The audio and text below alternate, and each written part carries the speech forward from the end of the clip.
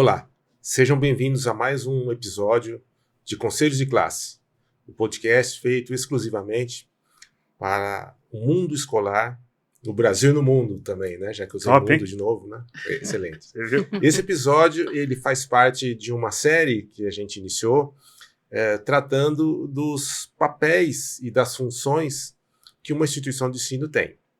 A gente já falou sobre o papel do diretor na escola, a gente teve um especial de Dia do Professor, a gente já falou sobre a equipe de atendimento, e hoje a gente vai falar sobre o papel do coordenador na escola. Coordenador pedagógico. Exatamente. A gente tem uma convidada especial, vai ficar para a apresentação, né? E é bom, assim, que a gente... Acho que quase todos os convidados que a gente trouxe sempre foi da letra D para frente, né? E aí a gente pode fazer a ordem alfabética sensacional. Não, né? teve a Adriana Martinelli, que era a letra A. É verdade. Né? Essa Só que ficou por aí último. eu fiz a ordem chamada invertida. É verdade. Né? E aí ela é a letra A, mas letra A primeiro, né? Se trouxer a letra B e C, complica. Então, muito bem. Então, vamos começar se apresentando, a gente faz a chamada, né? Ana Paula. Ana Paula Espaço Em presente. Muito bem. Eu sou o Bayard, da Alabama. Danilo, da Espaço Em. E nossa convidada, por favor, se apresente como Viviane aluna nova, Flores, né? estou chegando agora, mas um prazer. Estou como diretora do Compa de São Paulo. Muito bem. Compa é uma escola que a gente, no Brasil Isso. todo, né? É Uhum. uma escola. Escola confessional católica, muito tradicional aqui em São Paulo. Exatamente. O Compa é um nome reduzido, que é Companhia de Maria. que foi Companhia muito de Maria, Companhia de Maria de São Paulo. Muito bem. Ótimo. Então, para iniciar, né? Eu gostaria que você falasse um pouquinho da sua história, assim, né? Como é que você chegou até onde você está, aí, brevemente. E a gente lança essa pergunta, né? Qual é o papel de um coordenador pedagógico, né? Que atividades principais ele deve exercer nesse nosso mundo atual aí das escolas? Né? Então, a palavra é sua. Bom, essa trajetória em educação vem desde do início da minha formação. Trabalhei dentro da educação básica em todos os níveis, desde a docência até supervisão, coordenação pedagógica por bastante tempo. Sou orientadora educacional de formação. Depois passei à direção, né? Com um tempo também fora da escola. Eu estou retornando à escola há 3 anos no pós-pandemia, mas fiquei na área executiva de educação por bastante tempo. Por 12 anos à frente de uma rede de escolas, né? E eu diria que esse papel vem evoluindo, né? Embora a gente tenha aqui inicialmente dito do coordenador pedagógico falando das questões educacionais, hoje é praticamente impossível você imaginar que esse coordenador ele não vai ter uma visão ou um viés comercial, um viés de gestor também do seu segmento. Então, no início você tinha, eu diria que há 20 anos atrás era muito forte a questão de olhar para as competências do professor apenas, né?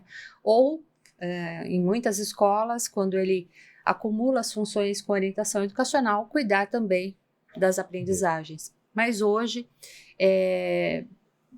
pode até acumular questões com orientação educacional, mas ele precisa ter um olhar gestor. Então, é fundamental que ele tenha a responsabilidade de retenção no seu segmento, dos cuidados que aquele segmento tem, das inúmeras metodologias que já começam a surgir também para a gestão de times de alta performance. Então, não se desvincula mais, né, essa questão do administrador propriamente, do coordenador pedagógico. Posso polemizar? Já logo de cara, assim, Pode. deve estar 2 minutos aqui. Vamos ver. A minha percepção hoje é que o coordenador é o papel mais importante da escola. Para mim, hoje, se você falar assim, eu quero uma escola de alta performance, eu quero uma escola humanizada, eu quero uma escola que traga resultados, independente de qual seja o teu posicionamento. Se você não tiver uma equipe de coordenação pedagógica muito bem afinada, os professores não vão te entregar. Então, quando a gente fala assim, eu quero uma escola para performar, e aí performar em termos de lucro financeiro, retenção de alunos, captação de novos, a figura-chave para mim é o coordenador pedagógico. eu tenho um time de professores de excelência, mas eu não tenho uma coordenação pedagógica para gerir esse time, ele não vai funcionar. Sim. Eu tenho um time que não é nem tão bom assim, de professores, mas se eu tiver uma coordenação pedagógica de excelência, ela treina esses caras, ela orienta. Então, a minha provocação aqui para vocês, e a minha polêmica é assim, vocês concordam com isso? Que a figura principal hoje, pelo que está acontecendo nas escolas, é o coordenador pedagógico? Você fala que eu sou sempre do contra, né? Sempre. Então, Eu discordo. dessa vez não, eu concordo. Porque é o seguinte, a gente já falou outras vezes, mas olhando a instituição de fora, assim, né? O que é o papel do coordenador? O coordenador, ele, comparando com outras organizações, ele é o gerente. Ele faz a integração, ele faz aquele papel tático ou de integração que ele pega o pensamento estratégico da direção e transforma em ações do dia a dia. E ele também pega o que está acontecendo ali no dia a dia, de bom, de ruim, e ele leva para a direção para que os rumos sejam acertados. Então, se esse meio de campo não estiver funcionando, a instituição vai pro vinagre. Então, eu concordo perfeitamente. Até você falou assim, ó, se eu não tiver um grupo de professores bons, quem é responsável por formar esse grupo? É o coordenador. Tá? Mesmo alunos, né? Você falou, assumir o papel de orientação, sim, mas às vezes você tem parceria com o orientador. Sim. Se a aprendizagem não está ok, coletivamente, é trabalho com a equipe de professor, né? Certeza. Mesmo assim, você subsidiar a direção, porque às vezes a direção ali sozinha não consegue fazer nada, né? Você tem que fazer a estratégia funcionar. Então, eu concordo perfeitamente, né? Não sei o que vocês pensam também, né?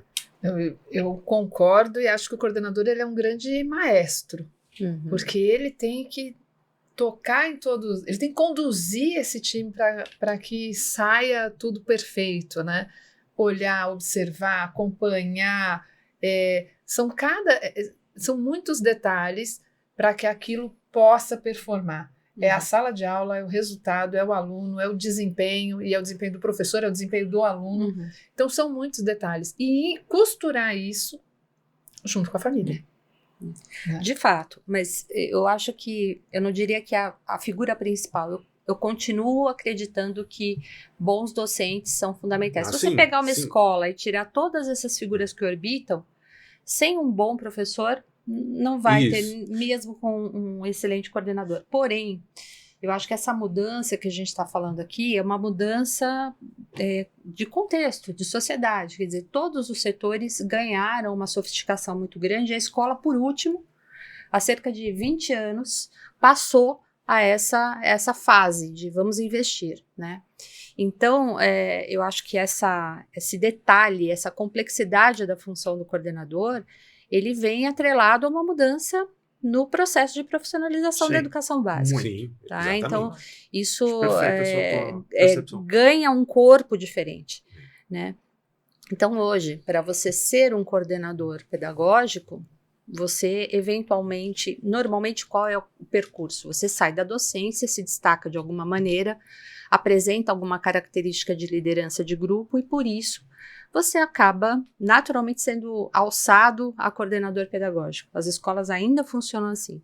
Eventualmente faz algum processo de assessment, mas minimamente ele tem que ter uma passagem pela sala de aula. Dificilmente isso não acontece como prévia. Mas eu vejo que hoje é insuficiente também esse percurso somente em escola.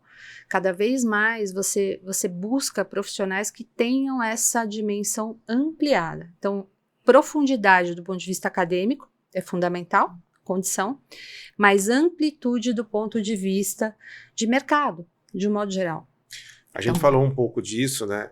Acho que no episódio de gestão de pessoas, que a gente falou que muitas vezes, esse é o normal, né? Para alguém ser alçado ao cargo de coordenador, só que muitas vezes você perde um bom professor e ganha um mau coordenador, porque ele se destacou na docência, mas ele não tem aspectos chaves, como você mencionou, que é o aspecto de liderança, né? O Danilo está aqui para falar sobre isso, de enxergar e ter um bom diálogo com a direção e com... Porque também, assim, uma coisa que acontece muito, né? Às vezes o professor está ali no grupo, ele tem vários amigos, e quando ele vira coordenador, muitas vezes ele perde os amigos dele. Essa relação Muitas vezes muda. não, Muda completamente. E Essa tem que relação mudar, muda. na verdade. Óbvio, Né? Tem que é. mudar. Então, você tem que saber cobrar. Mas não é automático. Exatamente. Você é um não vira a aprendizado. chave. E você tem que ir se preparando para Sim, isso. Né? sim. Então, acho que esse é um desafio muito grande, até para Uhum. quem quer subir na carreira, porque sabe que tem que adquirir novas competências para poder assumir o cargo. E é maluco isso, porque eu falo muito da profissionalização. Uhum. Eu acho que a gente está vivendo a era da profissionalização nas escolas. Sim. Né? Então, assim, ou você profissionaliza ou você vai falir. Ponto. Para mim, essa é a definição. E o coordenador, ele, administrativamente falando, ele é a solda do elo, ele não é o elo. Ele é a solda do elo. Sabe por quê? Porque ele faz parte do estratégico, porque ele está nas reuniões estratégicas. Ele cuida de praticamente 80% da parte tática da escola e ele está no operacional. Porque Sim. ele está no dia a dia do negócio. Uhum. Então, assim, ele é tão fundamental de ter essa visão, essa visão total do negócio, essa visão estratégica, essa visão do negócio como se... Porque se ele não tem, se ele é só um professor que foi alçado a um cargo de liderança, está fadado ao fracasso. Porque ele vai usar o corporativismo para proteger a classe, quando muitas vezes não é necessário. Sim. Ele vai errar na questão estratégica do negócio, ou ele vai pegar só aquilo que ele é bom. Por exemplo, isso vivi recentemente. Um coordenador pedagógico muito bom no atendimento de pais para matrículas novas. Durante a campanha de matrícula, ele virou 100% atendimento. Resultado de campanha, excelente. E de fidelização? Foi péssimo. Por quê? Porque durante praticamente 5 meses, ele abriu mão do pedagógico.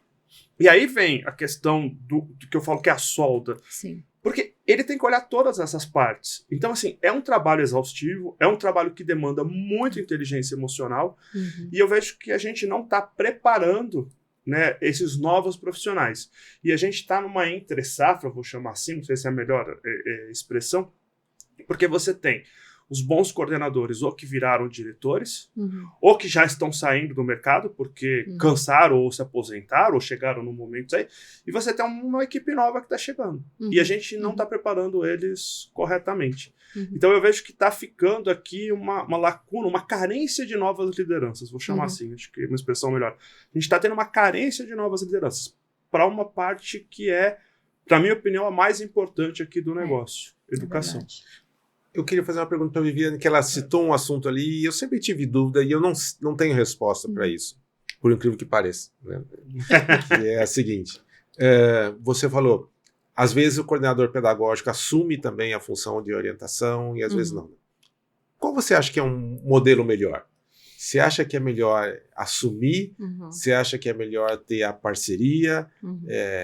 Como é possível exercer as duas? Né? É possível, mas eu diria que hoje, acho que o contexto se explica, né? Então a gente tem muita demanda do ponto de vista relacional, do ponto de vista emocional, de crianças e jovens cada vez mais demandando esse acompanhamento. Portanto, quando o coordenador ele precisa dividir esse olhar, que é do ponto de vista do planejamento, da supervisão de aula e tudo mais que é fundamental que ele faça, com essa atenção aos resultados, às famílias, etc., ele divide muito o que ele tem para fazer. Mas ainda pensando no modelo que seja hoje mais eficiente, aí eu concordo, ele realmente tem que dar conta de muitas coisas e a questão do atendimento é uma nova função. Algumas escolas têm investido em gerentes de atendimento, não é? Porque, e são pedagogos, são pessoas altamente qualificadas. Porque não dá para descuidar do que a gente está fazendo no dia a dia. Você, né? Captar é importante, mas fidelizar é muito importante também. Então, hoje, surge uma nova frente, eu não diria tão nova, mas eu vejo crescer em algumas escolas uma outra frente que é criar 2 motores. Motor de rotina, motor 1 e motor 2. Motor de inovação que funciona do lado de dentro, dando essa massa de cuidados com o professor. E aí a gente está falando dos próprios colegas, dos coordenadores de área, das pessoas que circundam ali para olhar uma questão que é forte, que é a qualidade. Então, quando você tem esse motor que também vai ajudar o coordenador a se relacionar com a qualidade, fica muito mais fácil, né? Não dá para você atribuir a uma única pessoa por segmento, mas se você tem um grupo de professores que trabalha muito refinado com os colegas, também cria uma nova sinergia ali e facilita muito para a qualidade do trabalho de supervisão do coordenador, por exemplo. Eu gosto dessa ideia do motor 1 e motor 2. Eu tenho feito muito conteúdo falando da importância do coordenador na formação do time de atendimento.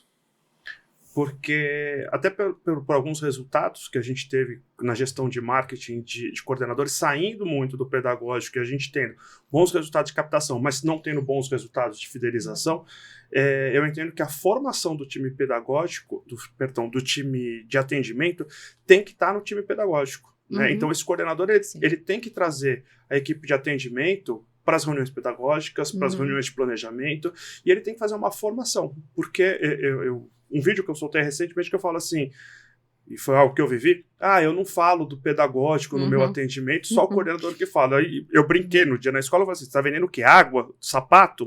Né? Então, assim, não tem como. Então, é um papel também desse coordenador pedagógico fazer com que esse time de atendimento, esse time de matrículas, vamos chamar assim, funcione como se fosse um time pedagógico, porque senão ele está sobrecarregado. Viviane, ouvindo todas essas questões, né, me faz pensar que o coordenador hoje ele ocupa um papel quase, vou fazer uma analogia, né, quase que como um administrador da escola.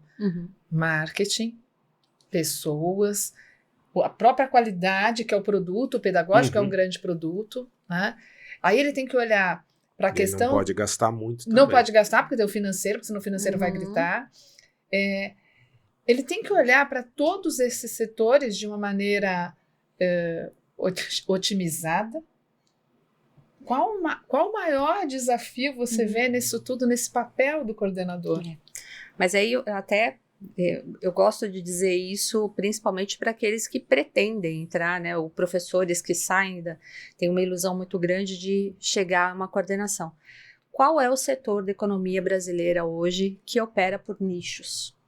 Todo mundo está realmente com esse olhar amplo. A educação demorou muito para a gente quebrar essas caixinhas, de que o coordenador ele só pode olhar efetivamente para o que acontece com o professor. Então, acho que a gente, quando eu digo dessa sofisticação do processo de profissionalização da escola, eu estou falando isso, quer dizer que você tem pessoas de atendimento que realmente têm que estar qualificadas, você tem professores que têm que ter uma visão muito mais ampla do que simplesmente aquilo que eles trouxeram da formação inicial, você tem coordenadores que têm sim que navegar em outros mares.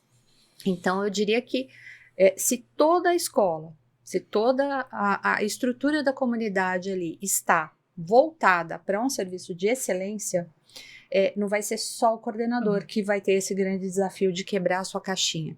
Agora, se eu tivesse que escolher um coração, aquilo que o coordenador não pode abrir mão, que tem que ser a prioridade 1, é supervisão e acompanhamento docente. Assistir aula, dar devolutiva, feedback. O tempo todo entender como é que a aula pode funcionar melhor.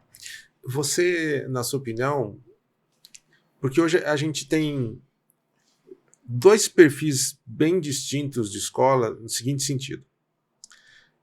Como o mercado brasileiro ele tem muitas dessas soluções educacionais que antigamente chamava material apostilado, mas tem os sistemas de ensino, né, que a gente tem diversos aí. Então tem escolas que adotam um determinado sistema de ensino e o conteúdo está ali determinado, vem ali, isso, né? Primeiro ano, segundo ano, terceiro ano, tem que estar ali, cumprir o que está ali, tarefa. Então chega o pacote completo, digamos assim. E tem escolas que não têm um sistema de ensino, adotam ou livros, ou desenvolvem o próprio material, assim, eles compõem o seu currículo com mais liberdade, digamos assim. Eu penso que a atuação do coordenador é bem diferente em um modelo e de outro, porque num modelo onde não vem o sistema de ensino, ele tem que pensar todo o encadeamento do conteúdo aqui, né? E ainda supervisionar. Num outro, ele precisa basicamente checar se o que está ali cumprido e eventualmente fazer uma outra correção. É isso mesmo? Assim, tem essa distinção nos papéis? Eu acho que facilita porque Facilita o sistema apostilado. O sistema de ensino, ele vai trazer uma ordem ou ele vai trazer uma estrutura que garante algumas coisas, não só essa questão do sumário em si, de você ter ciência de que aquele módulo começa em tal data, termina em tal data, portanto você vai olhar parcelado aquilo, mas também comparabilidade. Então os sistemas, eles hoje trazem uma inteligência que facilita muito. Então o coordenador saber, por exemplo, que a escola dele está com resultados comparáveis no país ou em escolas do mesmo porte, etc., graças a essas ferramentas trazidas do sistema. Acadêmicos mesmo. Acadêmicos, isso, de participação, sim, engajamento em plataformas, quantos estudantes estão estudando autonomamente, isso tudo facilita. Você tem mais informação qualificada para trabalhar. Mas, se a gente falar em termos daquilo que se faz com essa informação, então, você pode ajudar o professor a fazer um planejamento diante de livros didáticos diversos, mas essa é a grande função do professor. Não tira, em nenhum dos casos, a questão do como, que é o que realmente o coordenador precisa verificar. Como é que esse professor está se relacionando em sala de aula? Como ele está aproveitando o seu tempo em sala de aula? Hoje, eu diria que o grande desafio é fazer com que os estudantes estejam plenamente envolvidos com aquilo que está acontecendo na aula. Isso, seja com livro didático, com plataforma, com sistemas de ensino, isso é o mesmo desafio. Quer dizer, você tem um tempo de atenção muito reduzido, professores que muitas vezes estão desgastados emocionalmente, porque, em especial no caso dos jovens, existe muito conflito, muita falta de motivação, às vezes de permanecer por muito tempo dentro de uma sala de aula. Então aí cabe ao coordenador dizer, olha, vamos mudar a estratégia, vamos mudar a metodologia, vamos mudar os espaços de aprendizagem e tudo mais. Então, na qualidade, no como que esse coordenador precisa atuar, tentar traduzir para esse professor outras maneiras, né? Porque muitas vezes para o professor é muito difícil enxergar além daquilo que ele está acostumado a fazer há muito tempo. Eu ia falar, esse é um desafio sério, né? De mediar o professor com esse aluno para chegar, para estimular esse aluno, né? Sim. Sim, eu diria que hoje é o atual desafio principalmente com o trabalho dos jovens, as crianças também. A gente já tem muitos casos de crianças que têm muita dificuldade de atenção por N fatores de neurodivergência, mas também fatores comportamentais ou mesmo familiares. Então, existe sim, e existe uma relação muito complicada de família-escola.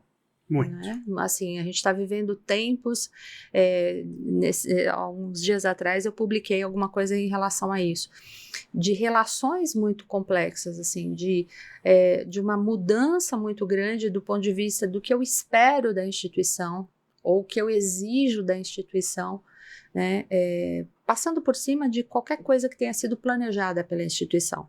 Essa relação de consumo da educação básica, ela tem sido muito complexa. Então, tem mais esse fator que às vezes passa para a criança e para o jovem. Essa criança, esse jovem já chega com esse paradigma de casa, de quem é esse professor que está ali, como é que eu devo me reportar a ele, como é que eu devo agir diante de uma demanda escolar simples de você precisa se preparar ou você precisa fazer esse exercício. Então falta, além da motivação, falta também esse compromisso que vem da casa também. Eu tenho duas histórias aqui. Hora do recreio. Elas são muito mais profissionais do que, na verdade, de vida, mas assim, a gente implantou num dos nossos principais clientes uma rotina de atendimento família-escola feita pelo coordenador, focado na retenção de alunos. Uhum. Então, essa escola tinha 83% de taxa de fidelização, uma escola altíssimo ticket, e a gente não entendia como uma fidelização tão baixa. E um dos pontos foi ali a gente trabalhar o atendimento da coordenação direto com as famílias. Nós atendemos 100% dos pais, sem exceção da educação infantil ao ensino médio. naquele ano saiu de 83% para 94% a fidelização. Né? Então, essa questão dessa dificuldade que você fala do relacionamento família-escola, ela é real. Né? E muitas vezes isso dá um trabalho enorme, custa uma questão emocional absurda para este coordenador, para essa gestão, e ele acaba abrindo mão de fazer isso. Sim. Né? E a outra questão que eu quero trazer até dentro disso, a gente tentou levar isso para um outro cliente nosso também de marketing. Eles tiveram um resultado de fidelização esse ano muito bom, né? A gente fez uma reunião de fechamento agora recentemente e a gente quis implantar isso para melhorar ainda mais. Eles bateram 90%, 89,98%. Então, assim, 90% de fidelização. 90% é ótimo. 90% é ótimo. E a gente falou assim, não, vamos implementar isso. E aí foi muito engraçado, porque as duas coordenadoras, elas sentaram, levantaram a mão, literalmente falaram assim, não tem como fazer. Na minha agenda, não tem tempo para eu fazer isso. Não é questão de levantar a mão, não é questão... É assim, ó, eu não consigo, eu não vou dar conta de fazer.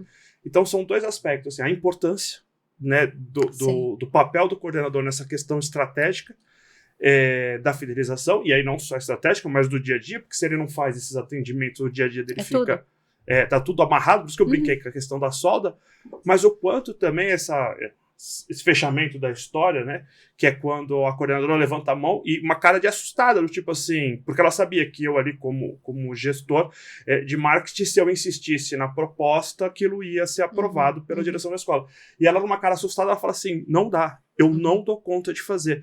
O volume de trabalho que eu tenho é tão grande que eu não dou conta de fazer.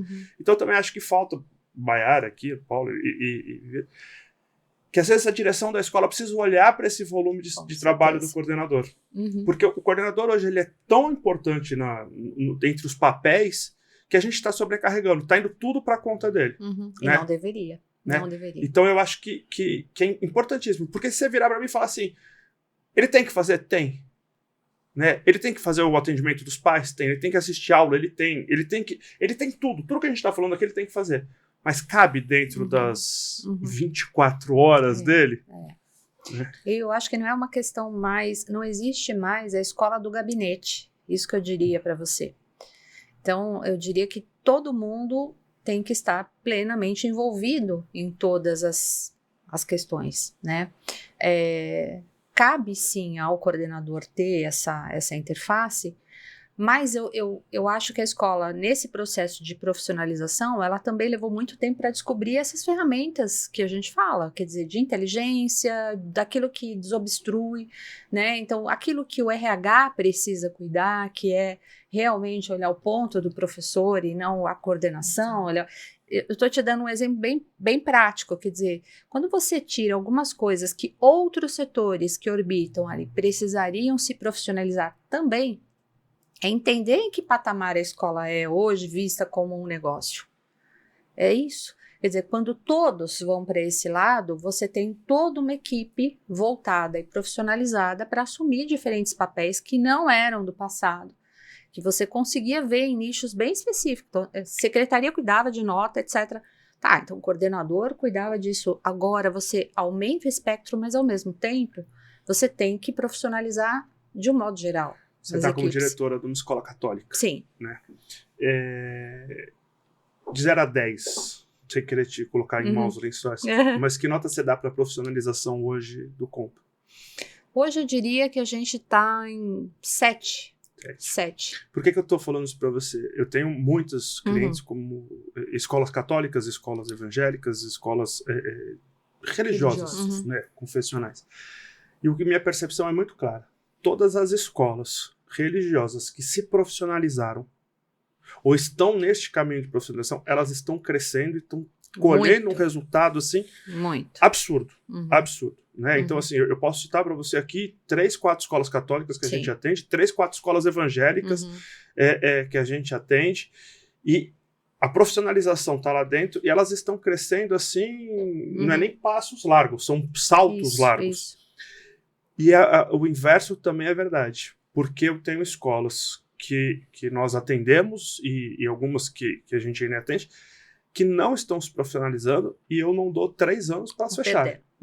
Mas aí não é uma característica dela ser confessional ou não, né? Você tem escolas familiares também, onde a gestão continua caseira e essa escola não vai sobreviver muito tempo também. Mas é que eu acho que a gente vive uma era dos extremos e a gente tem um grupo social que está buscando as escolas confessionais por uma questão de valores. Então, eu acho que o mercado hoje tem uma oportunidade, tem uma janela de oportunidade para as escolas confessionais, eu falo assim, que se a escola não se profissionalizar, ela vai perder essa janela.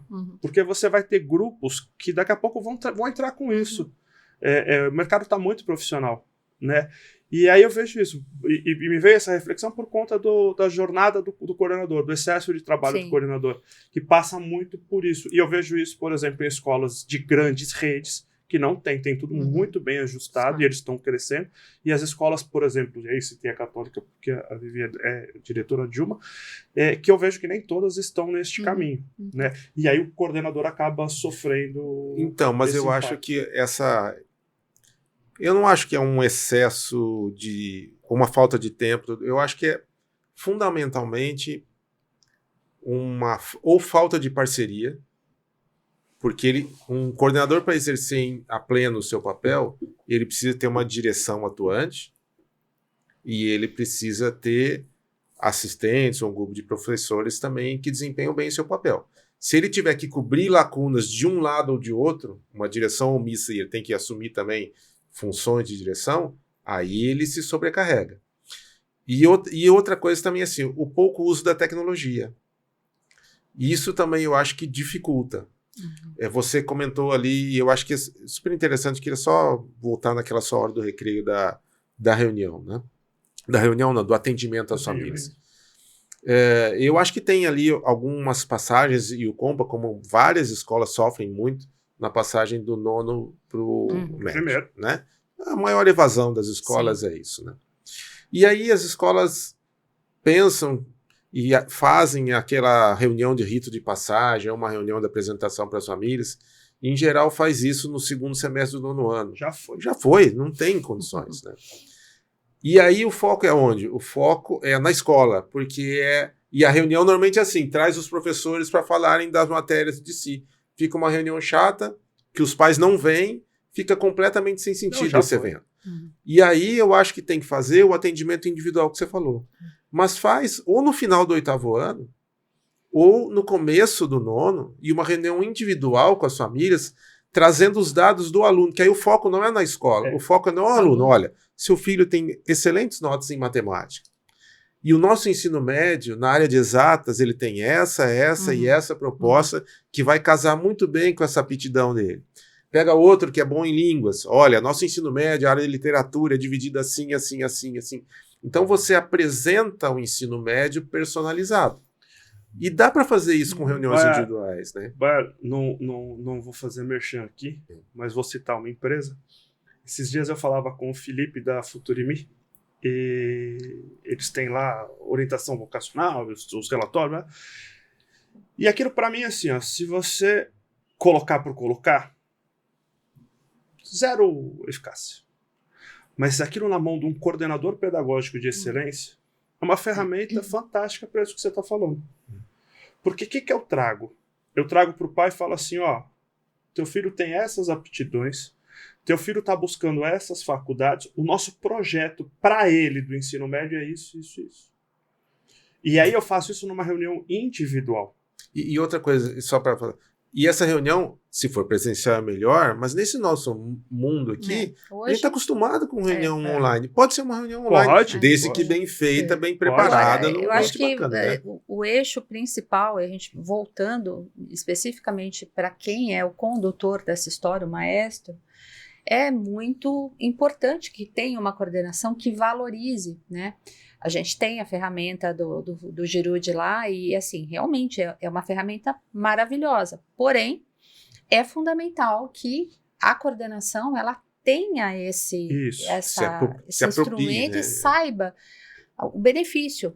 Mas eu acho que, acima de tudo, mudou o mercado.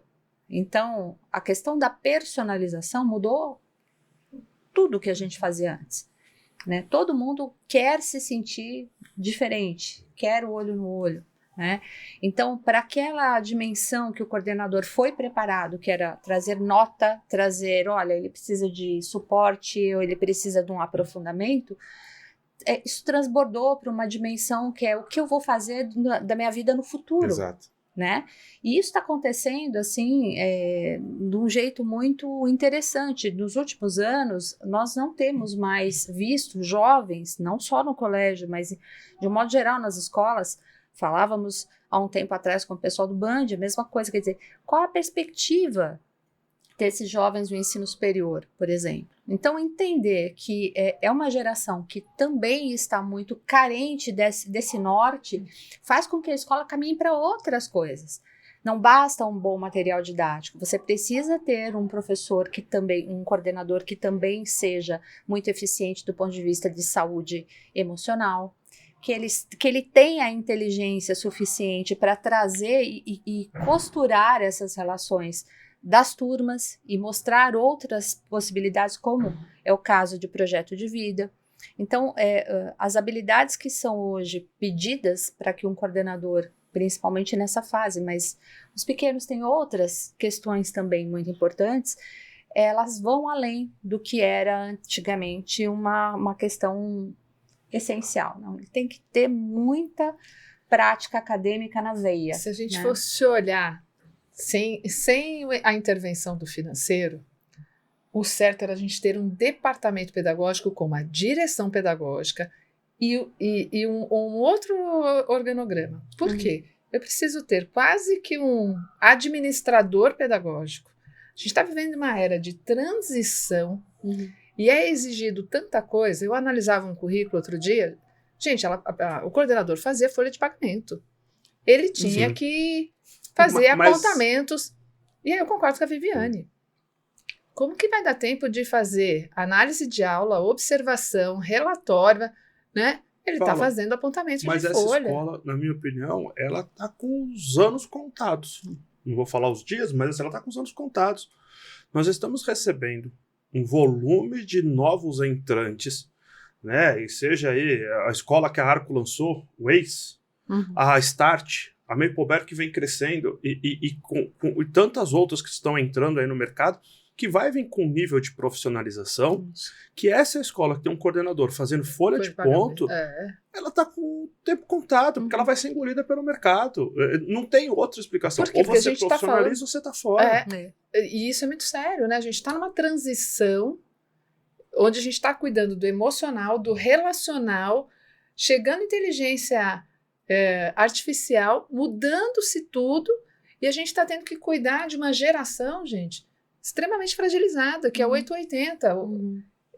Então a gente está cuidando de ou crianças muito fragilizadas, ou crianças muito fortes, e está dando uma confusão danada. É verdade. Famílias pedindo socorro, ou famílias exercendo esse papel que vão para cima da escola. Mas eu nem falaria, eu diria assim, o coordenador indiretamente cuida desse público aí, né? Mas eu acho que tem um público que está diretamente relacionado ao coordenador e está sofrendo tudo isso que você falou, que são os professores. Sim. Principalmente depois da pandemia. Então, você tem professores jovens entrando no mercado, tem professores mais velhos saindo do mercado, tem a tecnologia chegando, tem as questões emocionais dos professores. Às vezes com baixos salários, então tem problemas financeiros também. Então, e o coordenador é o que se envolve diretamente com isso, né? Então, ali ele já tem problema suficiente para lidar. Não, esquecemos de um outro detalhe. É evento que não acaba mais. Isso é outra coisa que eu ia falar. É evento que não acaba mais e cai no colo do coordenador. É verdade. Na verdade, a demanda, o trabalho do coordenador aumentou muito volume. Hoje, uma escola a partir de 500 alunos, estou chutando o número aqui, o número é hipotético, tá, gente? Mas se esse coordenador não tiver um assistente, ele adoece. Não, e como você falou assim, a gente falou, quando eu falei coordenação, coordenador pedagógico. Porque assim, ó, dependendo da quantidade de eventos e da quantidade de alunos, a escola tem que ter um coordenador de eventos. Senão, está tirando um tempo precioso da coordenação pedagógica e está perdendo a sua essência. É aí que eu falo da complexidade. Quer dizer, se você se propõe a ofertar um serviço de qualidade, não quer dizer que você vai inchar a máquina, mas que setorizar algumas coisas e distribuir melhor esse escopo é fundamental. Sim. Então, mudar o talento na secretaria, mudar o talento na recepção, no atendimento, docentes, para justamente elevar a qualidade como um todo. Hoje, a experiência da educação básica ela é muito mais do que ocorre na sala de aula. Então, os pais eles têm uma expectativa muito alta. E acredito que os gestores também. Quer dizer, mudou aquilo que você quer realizar. Você não quer mais realizar o evento pelo evento. Você não quer mais fazer uma aula que seja sempre no mesmo ritmo, porque você sabe da demanda de engajar os seus alunos. Então, você tem já uma percepção de quanto isso envolve, né? Por isso que é fundamental você despertar essa mentalidade um pouco mais profissional, inclusive autoformativa, de empregabilidade. Cada peça dentro da escola precisa gerir o seu conhecimento e ter uma certeza que nunca pode parar de aprender, né? Então, se no passado a gente falava de pessoas que chegavam a uma determinada posição dentro da instituição e falavam, agora, né, eu só vou gerenciar, que não existe isso. Né? Não existe, como em nenhum setor, né? Mas a escola demorou para perceber isso, né? Essa quebra, né? desse paradigma, que quem tinha que estudar era o professor. É uma necessidade de você se preparar para o que vem ainda, esse olhar estratégico, participar do planejamento estratégico. Antigamente você via as instituições só o board trabalhava na estratégia das instituições, né? Hoje não, você envolve para o planejamento estratégico, inclusive professores chaves. Sim. Por quê? É importante você ter essa roda toda muito bem azeitada naquilo que vem pela frente. Sim. Ouvir, essa é uma característica importante do coordenador. Ele tem que ser um bom escutador, né? Deixa eu vender o meu curso de liderança, qual é? Espera um pouquinho. Tá bom. Porque você vai usar ele agora. Tá bom, fechado. Porque assim, ela falou de uma característica importante. Eu sou um mediador muito liberal, a maioria das vezes, tanto que eu sou o que mais deixa o Danilo falar. Que fica, exato. Ficam cortando a palavra dele nos episódios, achei isso um absurdo. Ele é muito tímido, então tem que dar oportunidade para ele falar. Mas eu também sou muito exigente. E a gente tem um quadro aqui nos podcasts, eventualmente, que a gente faz uma chamada oral. É uma prova. E eu vou fazer uma agora, onde eu quero que vocês falem, aí cada um fala uma, né? Cada um fala, tem um tempo para falar. E é uma palavra curta ou uma expressão muito curta, que são as características ou as habilidades essenciais que um coordenador precisa ter e precisa dominar. Então, assim, você acabou de falar, ele precisa ter o dom da escuta. Fundamental. Então, você já... A sua primeira já está aqui. Tá feio. Aí eu vou fazendo a roda e aí você usa do seu curso de liderança, depois pode falar melhor, mas assim, o que você aborda no seu curso de liderança, que são características que o professor precisa ter. A escuta é uma delas, então por isso que eu ia. Ela já usou, mas então assim, ó, o que um coordenador precisa desenvolver ou precisa priorizar na sua função, na sua atividade do dia a dia? Quais são as funções chaves de um coordenador pedagógico? Capacidade de escuta. Eu vou trazer uma que a gente vê muito e exige muito dele hoje. Ele tem que ser um bom vendedor para poder atrair esses pais, o que já está na casa e os novos. Tomada de decisão. O coordenador, pelo volume de coisas, pela velocidade das coisas, ele precisa ser muito bom em tomada de decisão. Precisa saber tomar decisão. Ele precisa administrar o tempo. Sem dúvida. Saber gerir o tempo, e a matriz de Eisenhower que você trouxe em outro episódio aqui é fundamental, de definir o que é urgente, o que é importante e o que fazer em cada uma desses quadrantes, do cruzamento dessas duas vertentes aí. Então, gestão do tempo é fundamental para o coordenador como habilidade. Mais uma. Eu acho que ele tem que ter autoconhecimento, porque só um líder que tem um autoconhecimento, ele consegue inspirar as pessoas. E eu diria que o papel inspiracional dele também é fundamental. Quando ele tem um grupo engajado, envolvido e que confia no seu líder, né, ele tende a ter mais sucesso, né? Ele começa também a eleger ali quais são os os pares. Quais são as pessoas com que ele pode contar para fazer uma rotação da sua liderança? Então, autoconhecimento para poder inspirar as pessoas. Foco na solução, porque o que vai aparecer de problemão no dia a dia, e aí ele precisa de ser muito habilidoso para focar na solução e não na historinha. Comunicação. Vocês falaram de escuta, começou falando com escuta, né? Mas ele tem que ter habilidade de fala, né? Muitas vezes você percebe que ele perdeu a mão porque ou ele falou pouco ou ele falou demais. E comunicação é uma habilidade altamente treinável. Estou falando nem de oratória, de falar em público. Estou falando da comunicação do 1 a 1 aqui, aquela reunião de feedback, aquela reunião de desenvolvimento, aquela fala com o aluno, aquela fala com o professor, com o pai. Essa habilidade ela é fundamental para um coordenador hoje. Uma habilidade que, não diria que hoje é fundamental, mas ela é um diferencial, ainda mais para quem quer crescer na carreira, é dominar um segundo idioma. O inglês, principalmente. O inglês precisa, ainda mais com o crescimento dessas outras escolas, é um diferencial na carreira se você domina o inglês. Vou complementar a tua fala, assim, ó, em termos de ganho salarial, no mínimo 50% mais. No mínimo. Daí para mais. Mais um. Olha, eu acho que a gente completou aqui um excelente profissional, mas se eu pudesse dizer de característica desse líder, eu diria que hoje o líder que simplifica as coisas, né, que opera com um mindset de crescimento. Então, acreditar nas pessoas, que tenha essa flexibilidade, entender que você tem diferentes talentos ali. Então, quando ele não tem esse paradigma esse aqui é o sujeito que só vai desse jeito, mas ele investe nas pessoas, acredita nas pessoas, ele tende a ter muito mais sucesso. Eu complementaria a fala da Vivi com a resiliência.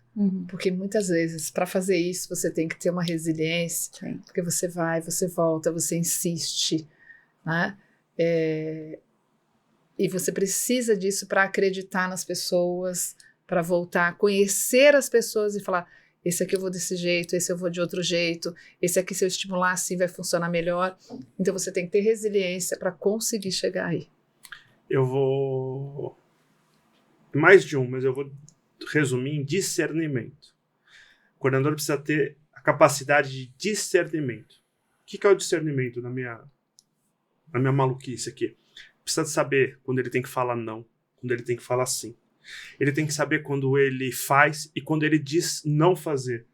E muitas vezes é um ato muito difícil ter discernimento, porque você às vezes quer dar conta de tudo. Mas tem hora que você precisa virar e falar assim: hoje eu parei, hoje eu fechei a coordenação, passei a chave, derrubei a caneta, hoje eu vou cuidar da minha cabeça, hoje eu vou cuidar da minha vida, porque a gente está vivendo a era do burnout, a gente está tendo muitos coordenadores com esgotamento físico e emocional, e na minha opinião, assim, por falta de discernimento, de uma capacidade de falar não. Então eu estou usando a palavra discernimento aqui para juntar a sua com a minha e para encerrar. Ele precisa ter coragem para dizer o não na hora certa, mas para ele estar presente nos momentos difíceis. Ele é uma das lideranças da escola, então ele não pode se omitir.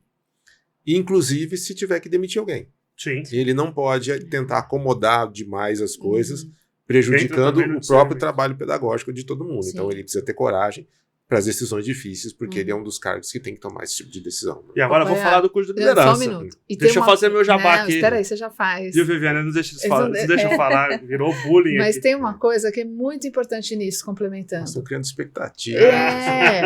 Até porque vai acontecer em breve. Parece que eu não entendo esse negócio de marketing, internet. O coordenador ele precisa ter coragem de saber que ele não vai ser amado sempre. Por quê? Porque quando a gente vai dizer não, quando a gente vai pôr limite, seja na família, seja no aluno, seja no professor, ele precisa administrar suas próprias emoções, porque às vezes ele vai ter que lidar com o fato de que ele não vai ser amado, né? E isso é uma coisa que é trabalhar a gestão das emoções, que ele vai conseguir administrar isso da melhor maneira fazendo o curso que o Danilo vai falar. Não, e o autoconhecimento que ele falou, tem tudo a ver com ele. Eu tenho um curso de liderança que eu escrevi em 2012. E em 2012 e 2014 eu fiz ele aberto, né? Em 2012 e 2013 foi feito por uma rede de escolas, em 2014 foi aberto. Já tenho mais de 2.000 alunos. E o curso envolve relacionamento e comunicação. Essa é a base do curso. Você fala assim, o que você trabalha com os líderes? Relacionamento e comunicação. Dentro de relacionamento e comunicação está tudo isso que a gente falou aqui. Tem uma parte enorme do curso que eu falo só de inteligência emocional, de autoconhecimento, de discernimento, deles conseguirem falar não. E às vezes falar não até para questões deles mesmos, né? Eu trabalho com o que eu brinco, que eu falo assim, tem uns bichinhos nos ombros de vocês aí que a gente precisa tirar, vocês precisam reconhecer. E é muito legal, porque assim, eles saem de lá emocionalmente muito mais fortes. Que é isso que está precisando hoje. Muitas vezes a gente está abrindo mão de uma formação de soft skills importantes, né, nesses coordenadores, para só formações técnicas. Então a gente falou aqui do sistema de ensino, e sistemas de ensino bom trazem essas formações técnicas do material constantemente. Então a escola muitas vezes acha que isso é suficiente para esse coordenador pedagógico. Absolutamente. E abre mão dessa formação da nossa brincadeira aqui, dessa rodada que a gente fez, que são habilidades fundamentais. Né? Então quando você falou da escuta, que eu quis trazer o curso acontece, não sei quando você está vendo, mas 23 e 24 de maio de 2025, ele trabalha exatamente isso. Então, o coordenador pedagógico, o diretor que sai do curso, ele sai muito mais forte emocionalmente para tocar. A gente fala, nas gravações anteriores, fizeram eu falar aqui da gestão do tempo, e eu brinco que gestão do tempo ela é muito fácil de fazer, só que ela é muito difícil de colocar em prática. Por quê? Porque você precisa da questão emocional. Porque gestão do tempo é aprender a falar não. O que eu vou fazer primeiro, o que eu vou fazer depois e o que eu não vou fazer. E para isso você precisa da gestão das emoções. São os limites. Então, para você que está me ouvindo, está me assistindo, está convidado a fazer o curso de liderança da Espaço In, 23 e 24 de maio agora de 2025. Feito, Feito. A gente está quase chegando no final, mas eu queria perguntar para você o seguinte. Pensando numa ascensão de carreira, para um coordenador passar a direção da escola. É algo automático, natural? É um passo muito distante? É algo que ele precisa desenvolver? Como é que você vê essa ascensão, digamos assim? Eu acho que finalmente nós chegamos num tempo que não é automático. E que bom, porque eu acho que são questões muito peculiares que alguém que senta na cadeira de direção tem para cuidar.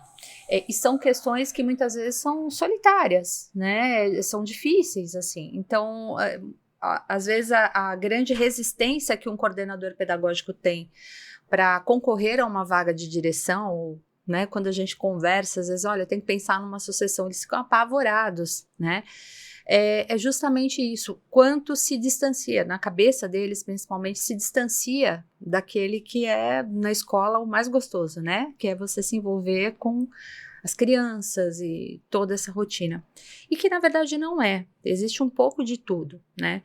Eu diria que para alçar uma direção, você precisa, além dessas habilidades que a gente diz aqui, porque também o diretor precisa ter muita inteligência emocional, muito limite para dizer, aí sim, em muitos momentos, bater o martelo para questões que só ele pode responder com um não, ou ser mais firme até em diversas questões, mas eu acho que esse é um processo que a gente finalmente chegou na educação básica, em especial, a um patamar muito profissional.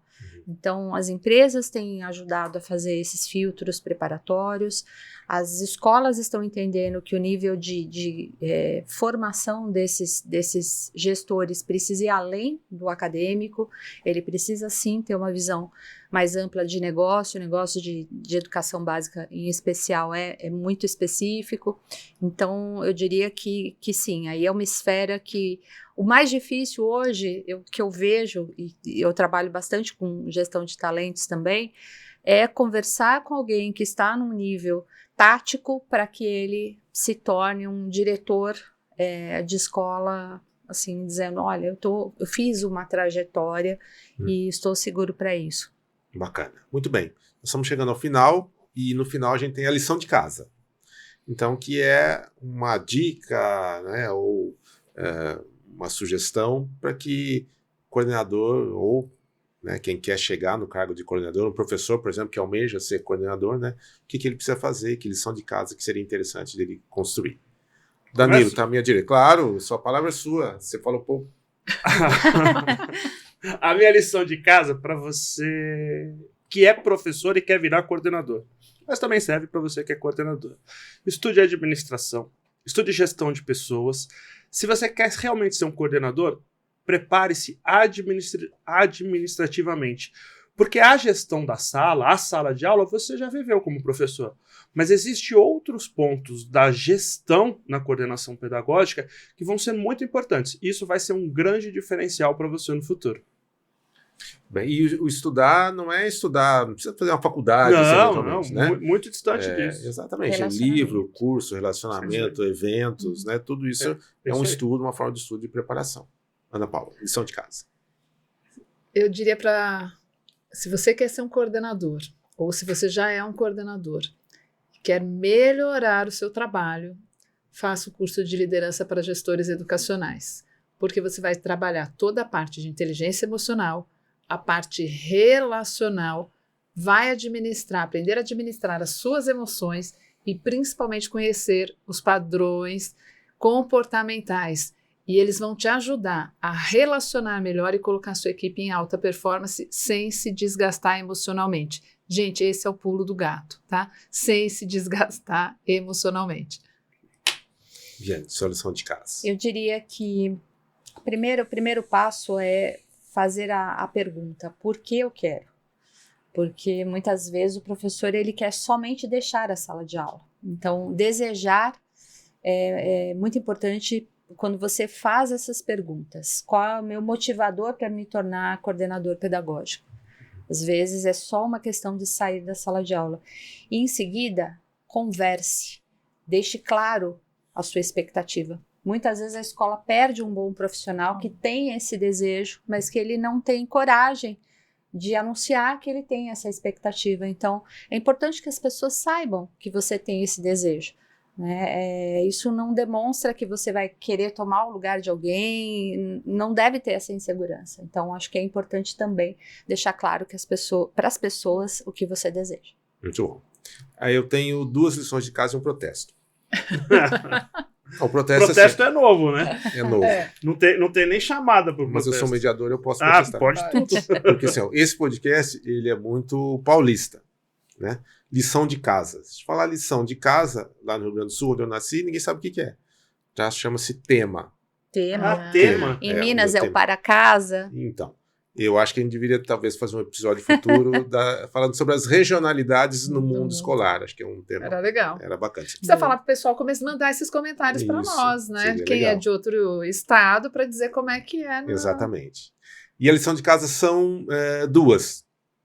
Uma para o coordenador que quer alçar diretor, para ele assistir os outros episódios do Conselho de Classe. A gente tem lá o papel do diretor, tem temas de gestão, tem temas financeiros. Então, uma das formas de estudar também é assistir. Assistindo, né, para ver. Aliás, para você que não quer assistir, mas quer o conhecimento, agora na BET a gente está lançando o livro Conselhos de Classe, que traz todos esses ensinamentos da primeira temporada. A gente está na segunda temporada em 2025. Isso. Então, traz todos os ensinamentos da primeira temporada. E como ele é um podcast, nos episódios onde aparece o Maurício Dagoberto, você não precisa assistir, né? Que você vai assustar. Ouve só, né? É muito melhor. Só no áudio. Que esse é o time titular, né? Então, quando eu e o Baiano estamos, é o time titular. Isso. E aí, quando tá o Maurício e o Dagoberto, é o reserva. Mas eles jogam bem também. Funciona. Bom, mas aí a lição de casa para encerrar, para quem quer virar diretor, é o seguinte. Se você quer alçar um cargo maior, ou mesmo você quer ir para uma outra atividade, ou mesmo se aposentar, você tem que preparar a sua sucessão. Enquanto você não deixar opções viáveis para suceder você não consegue subir. Então, eu acho que isso... E é difícil das pessoas entenderem isso aí. E tem um episódio onde o Maurício fala brilhantemente sobre governança e sucessão. Exatamente. A gente também participa um pouquinho. Muito bem. Chegamos ao final. Obrigado, Viviane. Espero que você tenha gostado. Sim. Né? Quem sabe a gente volte a conversar numa próxima aí. E agradeço para quem aguentou até o final, a gente falando aqui. Né? Ainda bem que teve algum conteúdo relevante da parte de lá, né, Danilo? Da parte Aqui é, de muito, cá, aqui é muita brincadeira. aqui né? é quinta série total. Então, Gente, até o obrigado. próximo. Obrigada, Obrigado. pessoal. Tchau, Até. tchau. Até mais.